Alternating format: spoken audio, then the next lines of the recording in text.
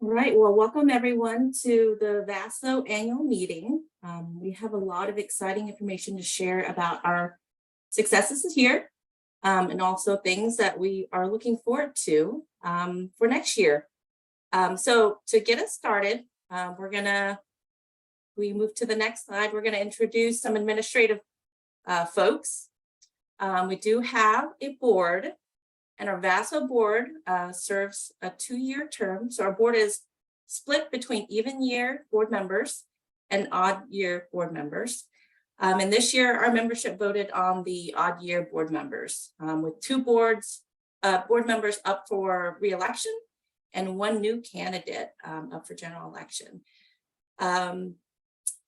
Based on the voting members, we have met the majority for all of our nominees. So I'd like to introduce our board members.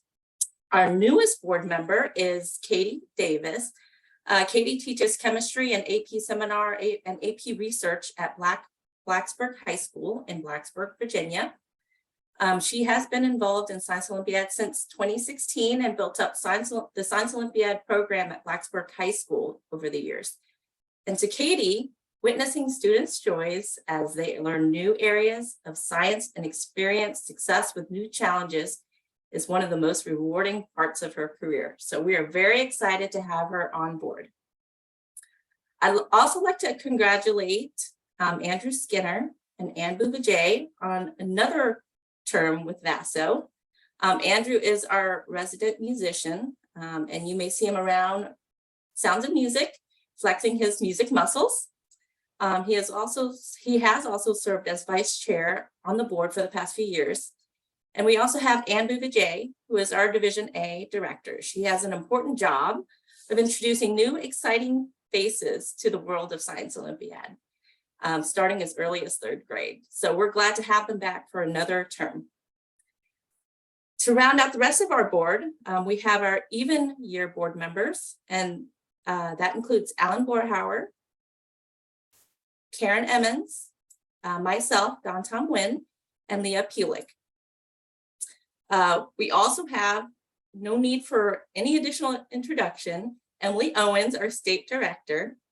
If you are interested in learning anything about us and who we are, please visit our VASO website where we have bios with some fun facts. Next slide, please, Emily. We are bidding farewell to 3 of our board members who have been tremendous contributors to VASO over the years.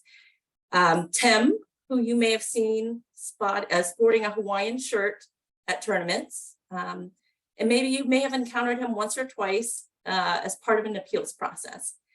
Tim will be leaving us for new ventures in North Carolina. Anita has been helping VASO since way before my time, and she has been a large part of the success that we see in the program today. And lastly, Sam, our forensics expert and board secretary. He has kept us very well organized over the years at our meetings. We thank them for the many hours that they've supported us as an organization, and we wish them well. Thank you. All right, so to get into the meat of the annual meeting, I would like to introduce Anbu, who will present some information about Division A this past year. Anbu?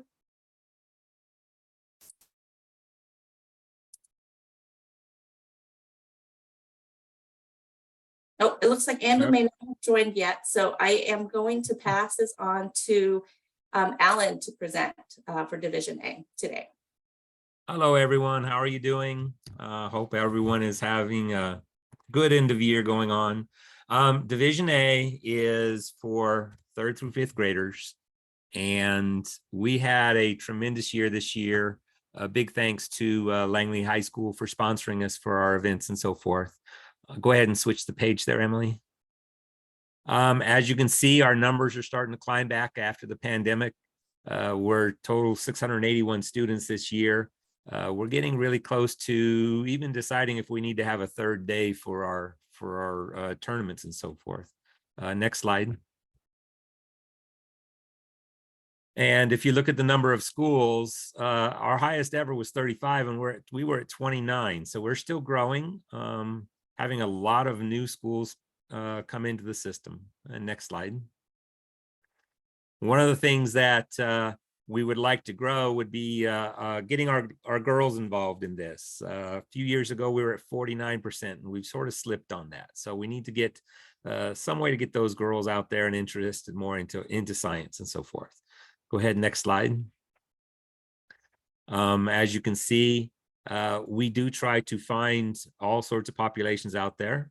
And this is our demographics that we had in the past year. Go ahead. One thing that was really interesting to us this year is how evenly split it was between the grade levels as far as students. Third grade is always that stepping off point for us, getting all the young ones involved, learning how Science Olympiad works. Go ahead, next slide. And we find it interesting that most of our competitors are in their first year, where the third, fourth, fifth graders, they are in the first year of competition, which was a big surprise to us when we looked at this data, and how few of them stay around for that third year. Those of you who are in middle school working on that Division B team, maybe that's a place where you can help grow. Division A is to reach back down into your schools and say, okay, you know, there's this program out there that helps students learn how to be science Olympians. Next. So this past year, it was our third year. We held virtually, just testing events. We're all virtually still at our schools. Again, thank you to Langley High School for our building events in person.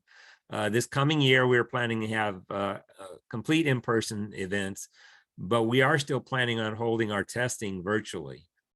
So we're going to work out the technology parts of that. Our tentative dates right now are November 4th and 11th, and that's subject to availability of the buildings that we will have to do. We are finishing our touches on our rules manual and hope to have that out to everyone in July. Got a couple of new exciting events coming up. Going to bring in some helicopters and some rubber band cars and things like that. So a little bit more interesting science for the kids to handle on hands-on. And I believe, oh, there's our events. Again, we have a couple of new events that are in there. The elastic launch glider we're going to try. We've got a rubber band car that we're going to try. And we have hydraulics, which is something we've thought about for a while, but just have never had an event for that. So we look forward to seeing everybody, especially those Division A teams. Look forward to seeing you sign up when we come into the fall. More than likely, our signups will begin sometime in August for our competition. And we will post our, sorry about that. We will post our rules manual onto the website, the VASA website, so everybody will be able to download it and get a jump on all the events. And I drop it off to Division B. Awesome. Thank you, Alan, so much.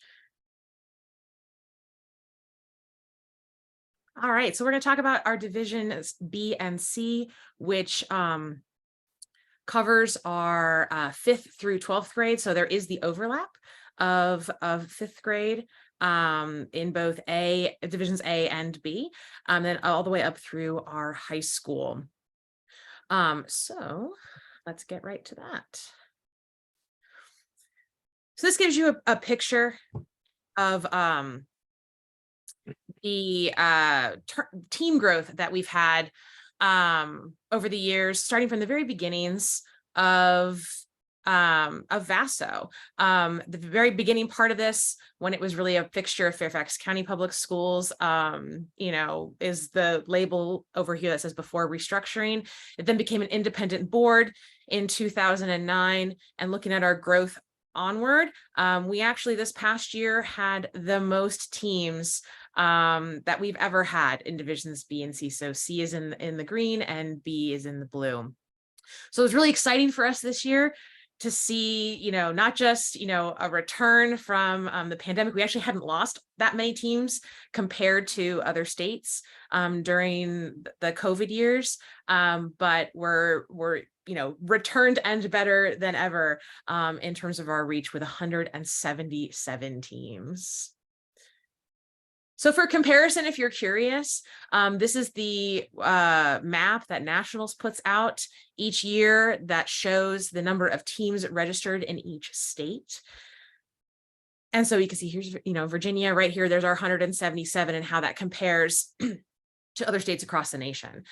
This is notable because this is the number that determines the teams that get to go to nationals and send, or states that get to go to nationals and send 2 teams.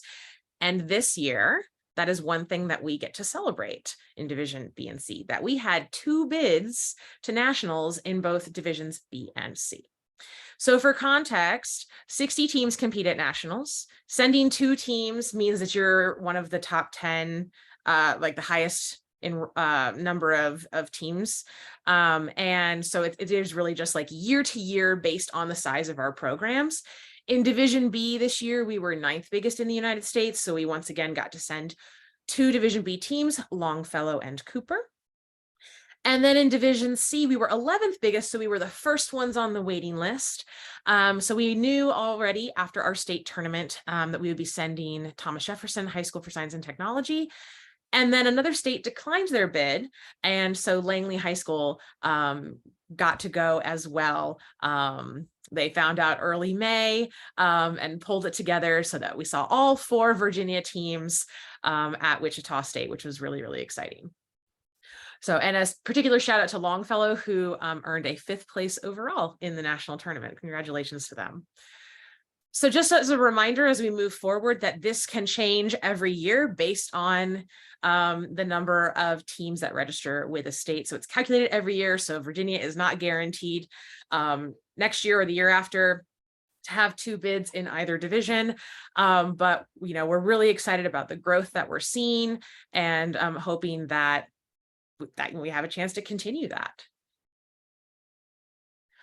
Another thing we want to highlight is our division of schools that are in Fairfax County, in Northern Virginia, and outside Fairfax County, especially since this program in Virginia started within Fairfax County and has been expanding out, not just outside of Fairfax County, but outside of Northern Virginia. The green are the non-FCPS schools, the blue are the Fairfax County schools. So you can see that we're back to 91 schools overall that have competed in Division B and C this year, which is the highest number, tied with the highest number that we've ever had. And we're actually pretty split to about 50% that are from Fairfax County. So that proportion of non-FCPS schools has only been growing in the history of VASO, and we look to continue that as well, as we want to bring, Science Olympiad to places beyond Northern Virginia. And we'll talk a little bit more about that. One thing related to that, though, that we want to highlight is that this year, VASO was able to start an outreach initiative funded by an anonymous individual who came from rural Virginia and basically found excitement for an engineering career through high school STEM competitions. And so that outreach initiative started this year, funded Christiansburg High School to start a new team and compete. They actually came up to one of our Northern Virginia regionals, and they also, I think, benefited greatly from having Blacksburg High School kind of mentor them a little bit as we're expanding down into Southern Virginia. But we are excited moving forward to continue this outreach initiative to, cover part of or the entire registration fee for teams outside of Northern Virginia as they start their programs. So that's, I think, hopefully going to make, that number go above 50% for teams that are non-Fairfax County in the years to come. Getting to a little bit of our demographic data. Here is our self-reported gender distribution. So pretty similar to what you saw for Division A, that we, are very proud of the fact that we have an almost 50-50 split for a STEM competition. That is just outstanding and wonderful to have such a high representation of girls in science competitions. I know that's one of the things that I've always loved about Science Olympiad, and I especially love that Virginia really seems to you know, not just, you know, encourage girls to compete, but then to like retain them, that we see them still competing all the way up through high school. Here is our ethnicity breakdown. So one of the things we're also, you know, looking for in our continued expansion efforts is to reach all communities, not just across the state, but also just different demographics. So we'll be tracking this data, you know, as we have been for, you know, from years past, moving on and thinking about that as we start to look at what other communities can VASO reach. In terms of our grade level distribution, this is for Division B. So you'll notice grade 5 on here as being one of the smaller wedges. But just a reminder that grade 5 also can overlap with Division A. So Division A, fifth graders cannot compete in Division B of the same year. Fifth graders have to choose. So that does kind of split our population. And then the majority of our elementary schools that compete are combinations of fifth and sixth graders. Most elementary schools, especially in our Northern Virginia heavy area, include up to sixth grade in their elementary schools. And 7 and 8 then would be our true middle schools. For Division C, it looks a little more even. I love that we actually see like a jump at grade 10, because one of the things that we sometimes see in STEM research is that, you know, middle school is that, and even the end of elementary school is that key time to really like engage students in STEM. But we actually see even like increased interest in our program, even within high school, which is really awesome. With our, you know, strong 10th and 11th grade populations. And we have, you know, a huge number of seniors as well that also compete. And for many of them, they've been doing this a number of years, which is reflected in this graph. This is our like new versus returning participants. So you can see that over a quarter of our participants in Division B and C have been doing this for 3 or more years. They keep coming back every year, which is just awesome. But we also, you know, have people that are, you know, engaging in this for the first time. They might not have done Division A. And, you know, we hope to continue that retention to second, third, fourth, fifth, sixth years of Science Olympiad. Let's talk a little bit about our 2023 tournaments and the distribution of teams then at those tournaments. So we had 177 total teams registered with National Science Olympiad. 2 teams in that registration were what VASO offered as invitational only teams, above our like max 3 for regionals. So that's why you'll notice when you take 79 Division B teams and 96 Division C teams and add them together, that only equals 175. So we had 175 teams for regionals, but 177 registered with the national office. And those invitational only teams is, like I said, something that we introduced just last year. And that really was a product of the huge increase in the number of like online invitationals that really has made Science Olympiad more accessible as like a longer term commitment rather than just, you know, a regional tournament like in February. We have teams that now are competing virtually or even returning to travel, you know, starting even in like November, all the way through to state tournaments in March and April. So it's become a longer season and they have more students that are committing to that, which is great to see. So our regional tournaments, we had 79 Division B teams representing 44 schools. And then 96 Division C teams representing 47 schools. Now that 96 Division C teams was frankly like unexpected. Like, I mean, it was a great surprise. We had kind of planned our tournament season and our hybrid model structure to hold maximum 90 teams, thinking that we might, you know, get close to that cap, but that's how we had initially like planned our season. And to exceed that was just so exciting. We had to actually add more slots into the TJ and Mary Washington hands-on days. So, you know, not a bad problem to have more teams and more schools wanting to participate in Science Olympiad.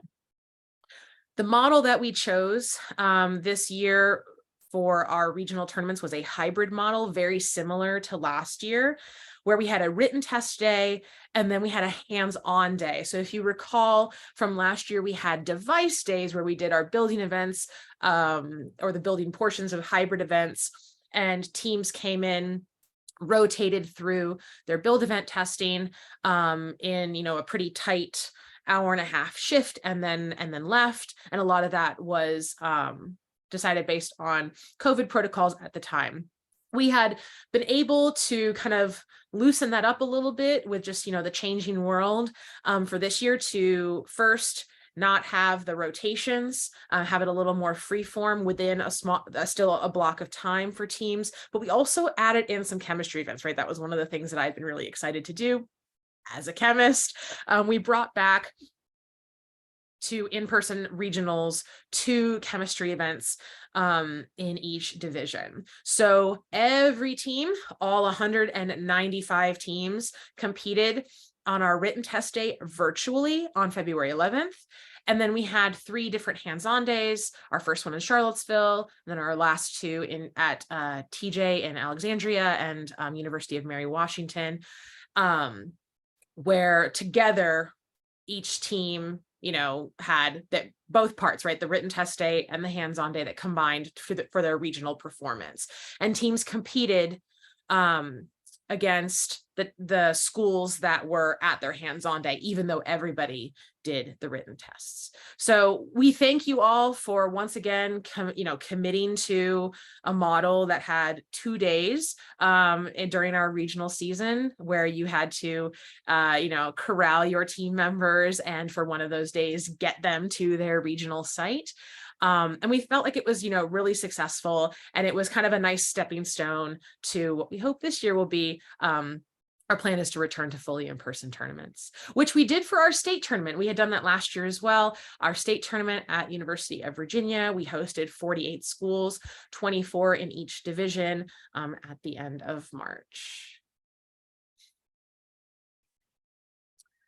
All right, so continuing some celebrations for the season. We've already, shared a couple of them, but we have a lot of things to celebrate. It really was a wonderful season, and you guys made it a lot easier for me my first year being state director, which I appreciated, and I had a really good time. So let's celebrate some things. So one major celebration was our continued Northrop Grumman grant. So we had a $5,000 grant that we used to help reduce the registration costs for high, free, and reduced lunch percentage schools. We were able, through this grant, to reduce those costs to nearly zero, 80 and 90% discounts. And we had 11 schools that were able to take advantage of this grant. And we actually still have some money left over to continue this initiative next year as well. So thank you to Northrop Grumman for this grant, this awesome opportunity to, fund the programs at these schools. So here's that breakdown here. You can see that we had 12% of our competing Division B and C schools benefiting from this grant and making it that much more accessible for them to do science. We also have some awesome alumni celebrations, some shout outs to give. So the network of VASO alum is huge, and we have people who love Science Olympiad so much that they want to come back. They enthusiastically, volunteer to write tests and supervise events for us. Whether they're at established programs that we have for our alumni chapters at the University of Virginia and at Virginia Tech, or they still just reach out as individuals to contribute, to give back to programs that they enjoyed. So some specific things related to our alumni chapters. Science Olympiad at Virginia Tech played a massive role once again in coordinating written test day supervisors and graders. Written test day could not happen without them. Truly, they were amazing. We also did have a number of University of Virginia students also helping that day, but the commitment up front from the Virginia Tech group to support that day was invaluable. And so thank you so much to them. We also had our state tournament, like I mentioned, at University of Virginia, and the alum at UVA, both within the Science Olympiad at the University of Virginia group, as well as just alum that attend the university that we know from our teams, really showed out for the state tournament. We had such a strong alum presence in our supervisors and our volunteer groups, and it made everything run so much more smoothly. It allowed for us, to reduce the volunteer asks or commitments of coaches and teams, and so they were just wonderful. On top of that, both of these chapters, both at UVA and Virginia Tech, established invitationals this year to support specifically Virginia teams, but also out-of-state teams, to just give back to Science Olympiad in a way that excited them. And so looking forward to continuing those partnerships with those alumni chapters and seeing, how their invitationals potentially progress. Some other amazing university support. Right before things had shut down in March 2020, actually the last tournament that I had attended that we had done was a regional at University of Mary Washington. And we were so thrilled to have Mary Washington welcome us back for a regional site this year. They were amazing, just like they were in 2020. It was so good to be back. And I know that we had a great time at the hands-on day there at the end of February. So thank you to Mary Washington. And our state tournament also, in addition to working with the alum group at UVA, more specifically, the UVA Engineering Student Council is like what makes this happen year after year when we return to Charlottesville. They help us with all the logistics, all the room reservations. They are our contact point, and we really appreciate that they support us every year as one of their major initiatives. And we're able to come back to such an awesome campus and, have a great state tournament every year. And it was really successful this year. It's such good energy, and when the worst thing that happens is you have a little bit of rain in the morning and a 10K to kind of walk around, like you're doing okay. So it was a great time. Thank you to the Engineering Student Council for supporting that and making that possible. I wanted to shout out our volunteers of the year as amazing support. One of them already got a little spiel because he was at the awards ceremony at our state tournament, and that's Sam Tennyson, our outgoing VASO secretary, our forensics guy. He's just such a presence at tournaments, and so thank you again to Sam, and very deserving of this award. Alan Borhauer had not been at the award ceremony when I presented Sam his award. So I wanted to take this opportunity to thank Alan and to, virtually present this award. And I have like a physical one to send you. Like you saw, Alan is a huge part of Division A, right? Starting our Division A program, growing it, writing the rules, helping, set up these tournaments and getting our younger students, interested and involved in Science Olympiad. But Alan's also been, a VASO board member working on B and C. He's coached a Division B team for years. He's been one of our event group leaders and looked over tests for us. Alan's reach is everywhere. And so we would not be where we are today without Alan. And so thank you. And I think both of you are, so deserving of this recognition as volunteers of the year. You're volunteers of the year for us every year, but in particular this year, especially with our strong Division A growth, we wanted to recognize Alan. So thanks.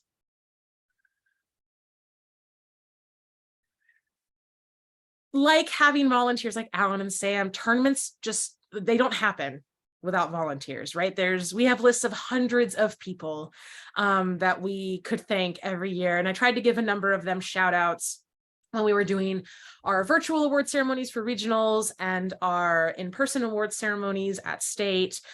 We are truly lucky to have a committed, passionate network of volunteers who are alum, who are parents, who are teachers, coaches, siblings even, or some of our volunteers this year were even current high school competitors. All of them, to all of you, thank you so much.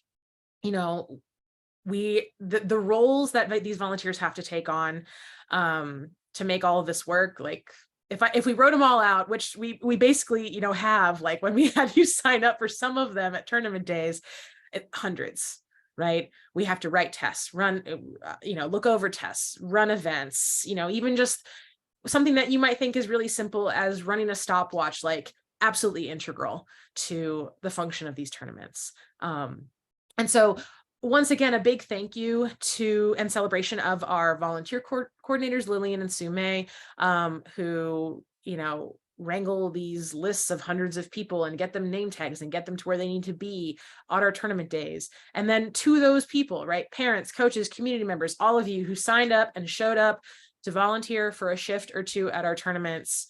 Thank you. That absolutely amazing volunteer support. And so with that, like a quick little plug, we're always going to need volunteers. We're always looking for more people to help these things run that much more smoothly. So if you'd like to join us, we do have a volunteer portion of our website, virginiaso.org/volunteer. And there's an alumni form as well as like a contact form and another like just, general interest volunteer form. So please reach out if you've been thinking about it and you're at the tournaments and you like the energy and want to, be a committed part of it. Like we'd love to have you. So yeah, thank you. And the alumni form also went out to, seniors that were graduating. So we're looking forward to kind of cultivating that next group of alum. That's been one of the great joys of working on this side of things for me and Vaso, is the people who come back after they've graduated from our program to be the next wave of volunteers. So a segue, since I just told you to visit our website, a huge celebration. For me, especially, like we have an updated Vaso website this year, and like I'm in love with it. It is amazing. It was such a huge effort on the part of Karen Emmons. It's beautiful.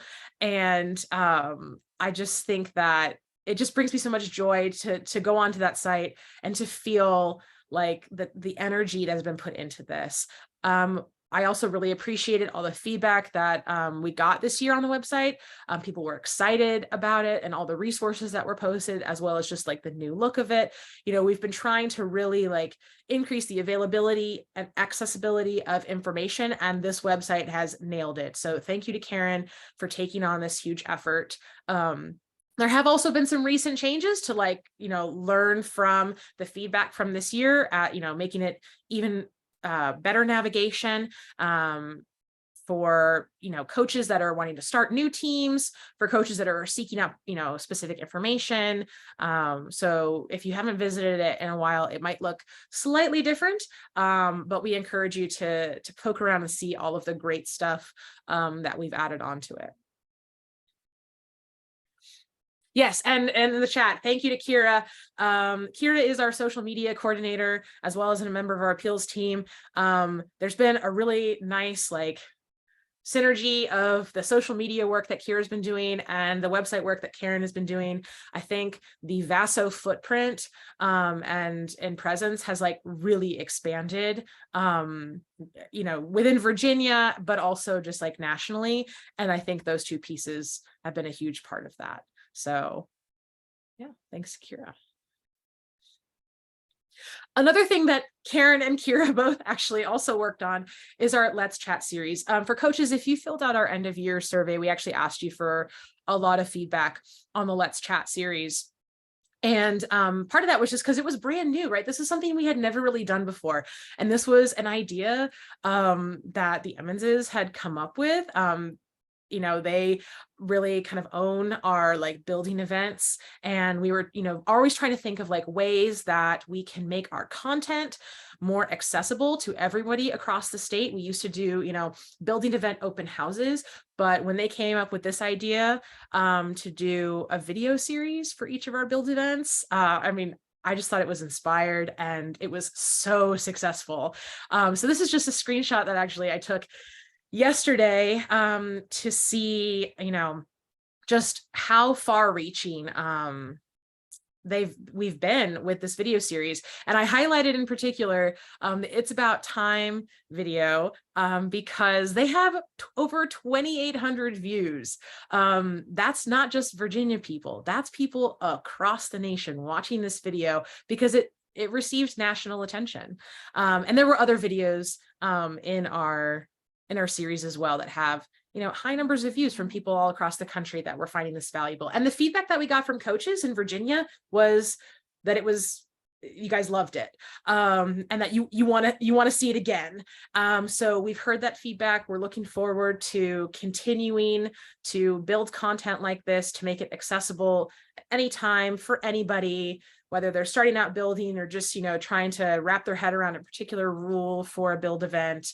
We're going to continue something like this for sure, because it seemed to be a huge hit.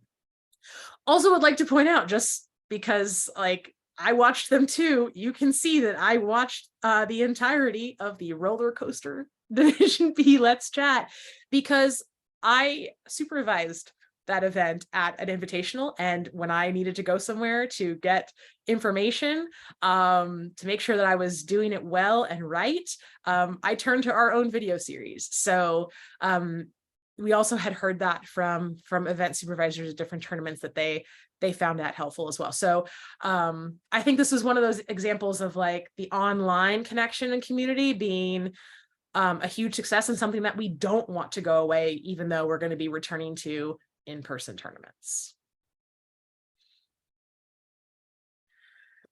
So speaking of in-person tournaments, let's talk about what next year can look like. And so we're going to start with the events. So first, a picture of the events from this past year. I always think this data is really interesting to look at. This is the percentage of Division B teams that skipped a particular event at VASO regionals.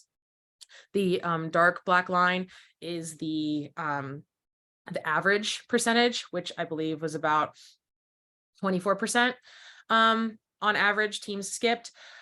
And then the color differences are just the blocks of different events: the life sciences, the earth and space sciences, chemistry, physics, the technology, and then inquiry events. So that's just kind of giving you the clusters of those events as determined by nationals. Something I want to point out, just as you're looking at this for Division B, is that our Division B program tends to have more schools that, if they do field a second and or third team, they may not be a full team of 15. And so that does contribute to some of the higher numbers you'll see of skipping events compared to Division C, which I'll show you in a second. But looking at the ones that are kind of, the higher numbers here, some of them were, Can't Judge a Powder was an event that we did at our hands-on day. But we know that we did have some schools that would, chose to not participate in the hands-on portion of that. Also just newer events, right? We see this trend that events that are new in a given tournament season, that they're not in their second or, third, fourth continuous year of rotation, tend to have higher percentages of team skipping, because it's just less familiar to them, especially, like I said, if they have a second or third team, they kind of default more to the tried and true events, right? Anatomy is never going to be the most skipped event. One thing that I was super excited to see, though, was that Right at Do It was not one of the highest in terms of skips. We tried out something new for regionals with our written test day, where we did it virtually, and it did require coaches to collect some materials in advance, so thank you to them for doing that. But I kind of thought, oh well, maybe this might keep some teams from participating, and it just was not the number of teams that I expected. We had strong participation in Right at Do It, which made me really happy, honestly. And so, but you can see some of the other higher ones were Wheeled Vehicle, Storm the Castle, Sounds of Music. So once again, some of those builds or those hands-on events. For Division C, our average skip rate is a little bit lower. It's about 18%. Once again, the color coding matches the same divisions as in Division B. So life science, earth and space, chemistry, physics, technology, and inquiry events. And so lower on average than Division B, but as expected, like I said, our Division B tends to have, if smaller second and third teams. Division C, they tend to, if they field a second or third team, to have a full roster. But our most skipped event this year was Scrambler. And I think not particularly surprising. We kind of had expected that. It was back new in the rotation again. It was a difficult task this year. But the good news is that since that was the first year of that event, it's coming back again next year. So, teams will be able to, kind of refine. There's more information available about those events. So looking forward to seeing more teams try out Scrambler in this year's tournament season. And here are the proposed 2024 events. The information in bold are changes. So that's either changes in topics for events that have rotating topics like anatomy or chem lab. And then also it's just particular events that are rotating out. So let's look at some of those highlights. So ecology is coming back in to life science, replacing and microbe mission. So replacing bioprocess lab and cell biology. Those are rotating out. Within earth and space science, we have fossils rotating in as rocks and minerals rotates out. And we also have reach for the stars coming in as solar system leaves. In Division C, we have remote sensing leaving and geologic mapping is returning in our rotation. For chemistry, I do want to highlight, even though it's not in bold, we do have a slight change. So we have our different topics for Chem Lab, which is, expected year to year, but detector building is returning for a 5th year. It was originally previously housed in the physics category, but it has been moved to the chemistry category for this what we expect to be the last year of detector building. So I think that's going to bring a different perspective, maybe for both, the rules and the competitors for next year. So first time we've had this is a chem event with a build, which is going to be exciting. And we've been doing this now for 5 years, so should feel a little familiar to our returning Division C teams. Oh, move from tech to chemistry. Sorry. Yes. Yeah. Thanks, Ian. Within physics, we've got a whole new slate, air trajectory, optics, and wind power in both B and C. And so these are all events that we've seen in years past. Especially we're excited about optics. Optics is a well-loved event with a fun hands-on portion. So that's returning. Within technology, bridge is rotating out, tower is coming in. And then we also have robot tour in Division C, which I'm going to highlight in a second because we saw this at the national tournament. It's actually been a trial event for the past couple of years. And I'm excited about it. We'll show you something about that in a second. But note that flight and wheeled vehicle and scrambler are remaining as they're in their now 2nd year of the rotation. And our inquiry events look exactly the same as they did this past year. So keep in mind that this is first a preliminary slate. Nationals may make changes. We honestly won't know for sure until they release their rule book in early September. And also, like we've done in years past, VASO may choose to not run this slate entirely or like exactly how it is. We may substitute particular events. We may make some events states only. We may not run some events at all. That is always a decision that the board discusses and we make and will announce shortly after nationals finalizes and releases their rules. So we expect that to be in September. So speaking of robot tour, just would encourage you, if you are interested, you can look at the trial event rules from the past year. They were in the national rule book, and they've run this event for the past couple of years at the national tournament as a trial. But I'm just really excited about it because I think it seems pretty cool. It's about getting a robot, a vehicle to travel from, a starting point on this outside perimeter to an endpoint in the middle of this grid that's kind of created with a particular target time and these particular barriers that you can see that are 2x4s. And it was just really cool to watch at the national tournament. If you follow any of their social media, they were highlighting some of it. And so as someone who's not necessarily the most like techie person, and like my former team members can tell you for builds, I was like, I got nothing, like you're on your own. I was excited watching this event. So I'm looking forward to integrating this into VASO's season and seeing what our students come up with. I just have a feeling this is going to be a fun challenge ahead. Yes, and Karen's pointed out something especially cool. It's an automated robot.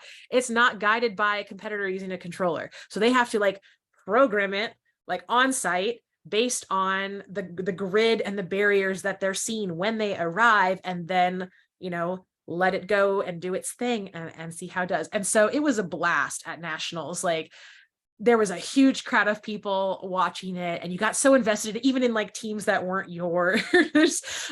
So I'm really excited to I might be hanging out there like at tournaments, just kind of watching, because it is really fun. All right. So that's our slate that we have to consider for 2024. And so along with that, I wanted to share with you some of the VASO priorities as we think ahead to the 2024 season. So first, like I said, we intend to return to in-person tournaments. I think we're ready. That was the major piece of feedback I was getting at every tournament that we had this year was, people understood, coaches understood our decision to remain hybrid for one more year. A lot of that was like, uncertainty with venues, and, we just weren't sure, right? Like, we have to make these decisions in September. We don't know what the world's going to look like in February. But we feel good now moving forward to do in-person tournaments. So we heard you, we're with you. This is our goal. Along with that, one of our main priorities is to continue to expand our reach and engagement outside Northern Virginia to more schools and students. This is something that's really important to us. We want this to not feel like a Northern Virginia centric organization. We want it to be a Virginia wide competition and organization.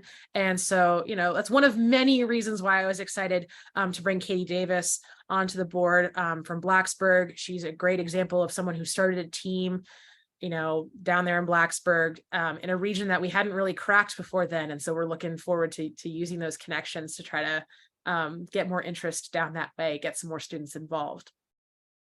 With that, right, when we're growing outside of Northern Virginia, into those southern regions, and we're also just seeing growth in general, above and beyond pre-pandemic numbers, one of our priorities is to expand our volunteer pool.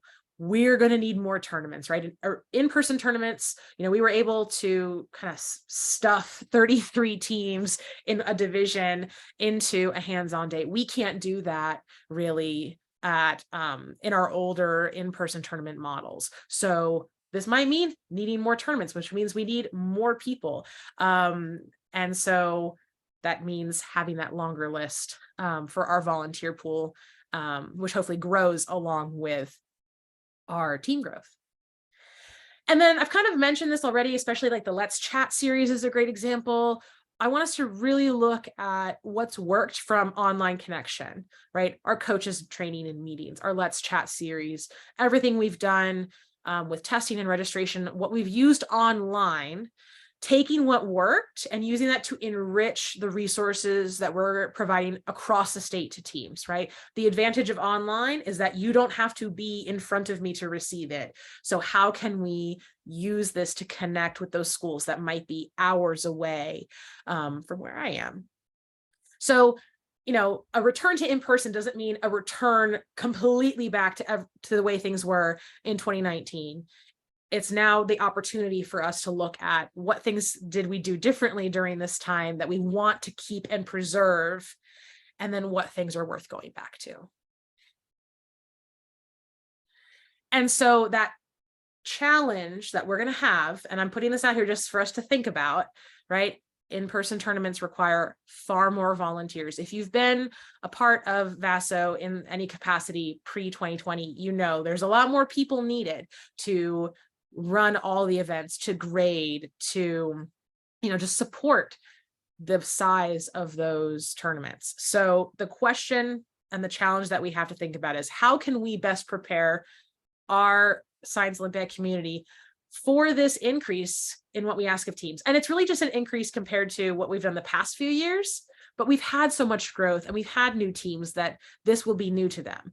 And also kind of like getting back to, for our established teams, our veteran teams, what those asks were pre-2020. That's going to take an adjustment for everybody. And so I just want to plant that seed for us to think about moving forward. And then thinking about our desired, southward expansion, this is a question that's been living in my brain, and I think will be something that we talk about as a board at length. How can we encourage and support new teams in that desired southward expansion? We have the outreach initiative.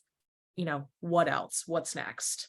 So those are the thoughts that we are living with, and looking forward to, pursuing solutions and answers to make all this happen.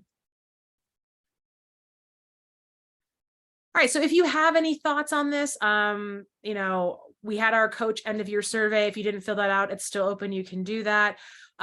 You're also more than welcome to reach out to me via email. We also have our contact form on our website, but we do want to hear from you. That's one of the things that I enjoy at this time of year, is reading the survey results, reading the feedback, and what things you really liked, what things you want to continue, and what things you really want us to do differently. The board is pretty representative of a lot of different areas of VASO, with coaches and former competitors, and but we're looking for anything from the wider community. So please feel free to share those thoughts. Now I'm going to turn it over to Karen Emmons, our treasurer, to talk about our financial wrap up. Hi, please don't go away just because we're talking money. I actually think it's pretty interesting. I've been teased by my daughter that this exhibit looks rather like a nutrition label. I think it does. Sorry about that. But this is the almost year-end statement, comparing our actuals for the year to what was budgeted. We're just a few weeks shy of the fiscal end of the year, so it can't be perfectly complete, but when it is complete, it will live on our website. We try to be as transparent with our financials as we can be. We really only expect about another $200 of expenses before the end of the year. And then this is last year's budget. So essentially, this is a mostly complete statement about what our financials looked like for this last year. And as you can see, we had, I think, just to our surprise, to our delight, a very profitable year. We budgeted to essentially break even, but instead we came out nearly $7,000 ahead, and which I say nearly because of that $200 I expect to see come in, but that's primarily due to revenue.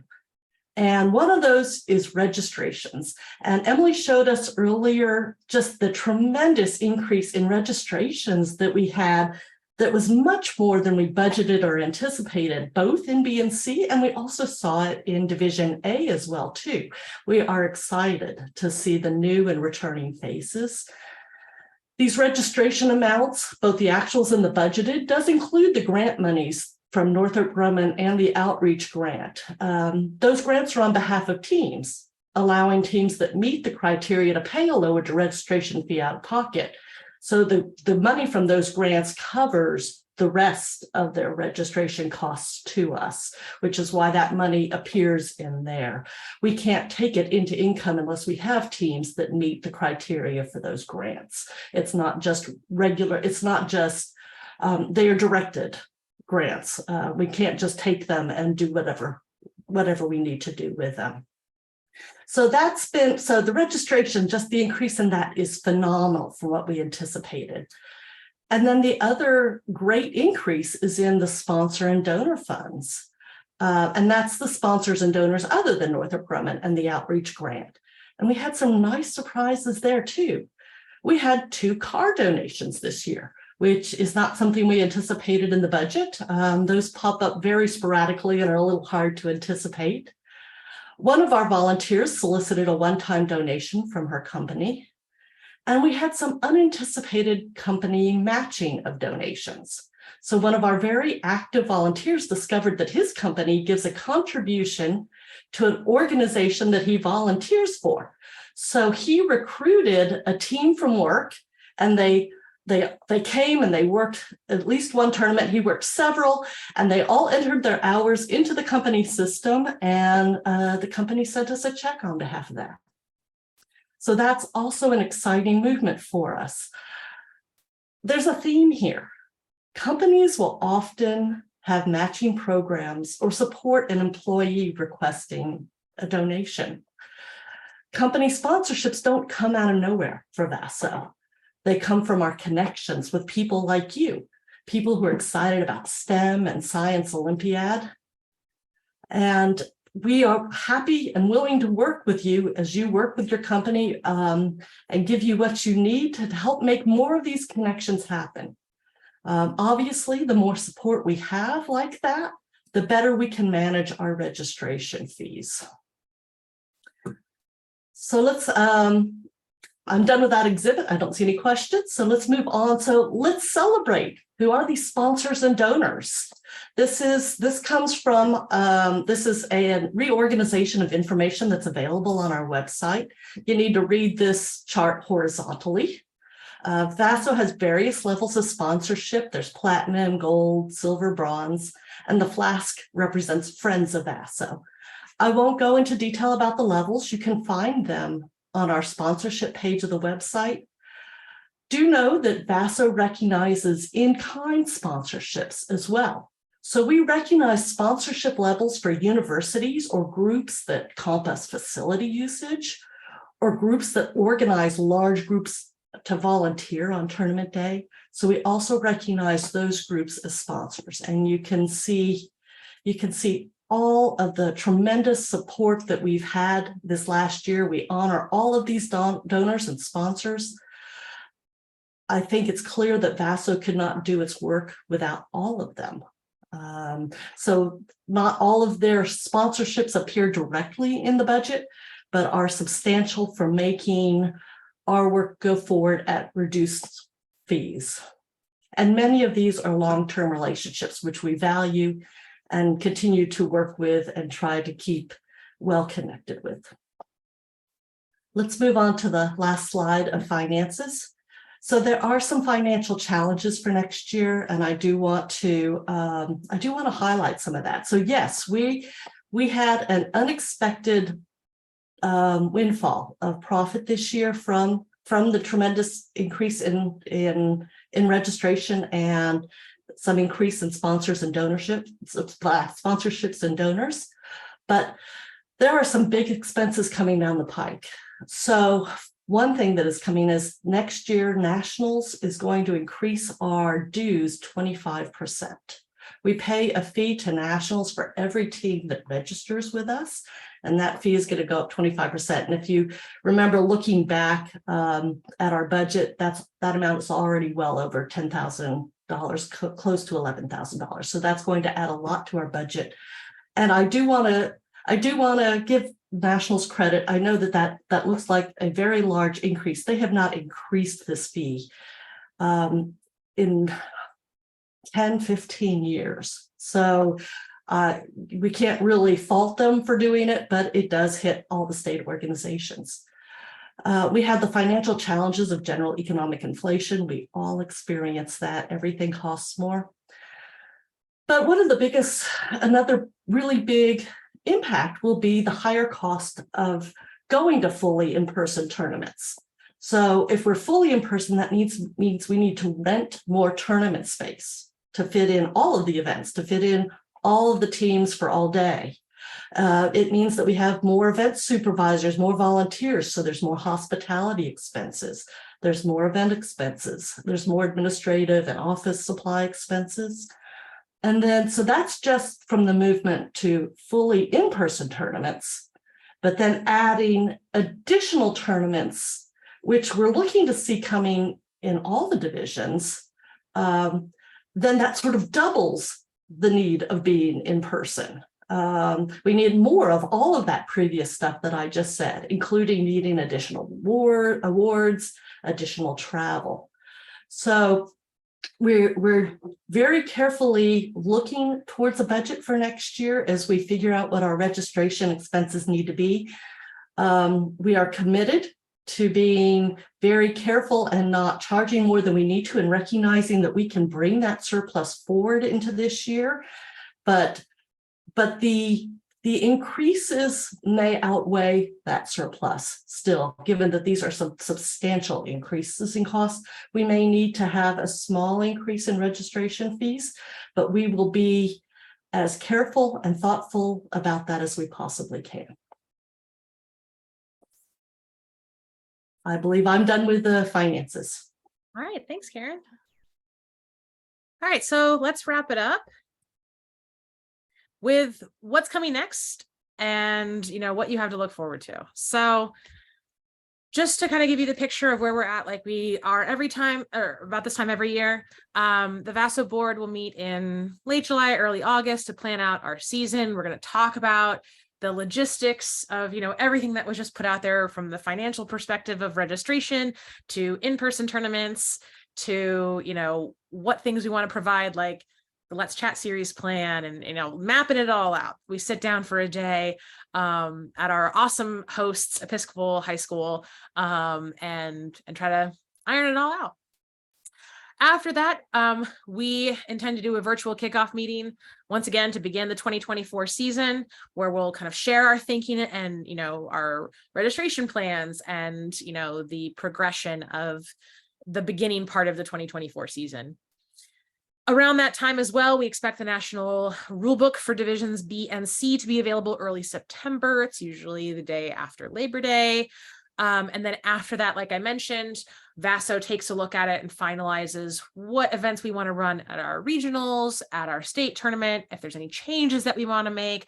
So just remember and remind your teams that when the rule book comes out, it doesn't mean that we're running every single thing in the national rule book, especially because now they've added in like the trial events to the back of it. VASO selects our own trial events if we run them at any given tournament.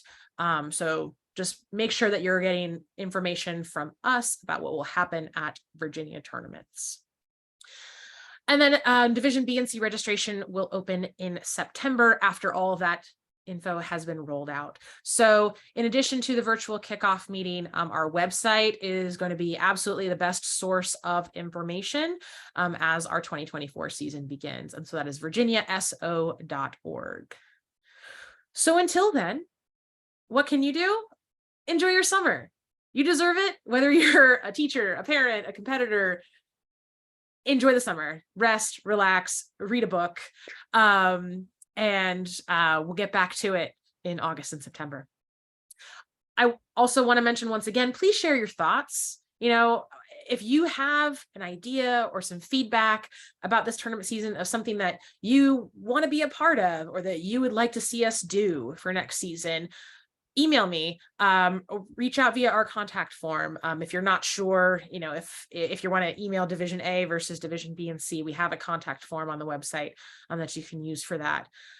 So yeah, reach out, share what you've got. The coach year-end survey is still available for those of you that are coaches and that I had emailed that out to you. Or if you want to go beyond what the coach survey was asking about, please share. As we get ready for our annual retreat, I'll be, compiling all that information, all that feedback to bring it to the table. And then one other thing that I would suggest doing, subscribe to our social media channels. We, have done a really great job. Kira has done a really great job this year of increasing our presence, being active in posting, engaging with team accounts on a bunch of platforms. And some of the content's just really fun to see. So would definitely recommend subscribing. And once again, check out our website, fill out the volunteer interest form while you're there. But yeah, we look forward to 2024 and sharing all of our plans with you in September. So thank you for joining us. We want to end this with our final commitment to you to know what we're doing going forward.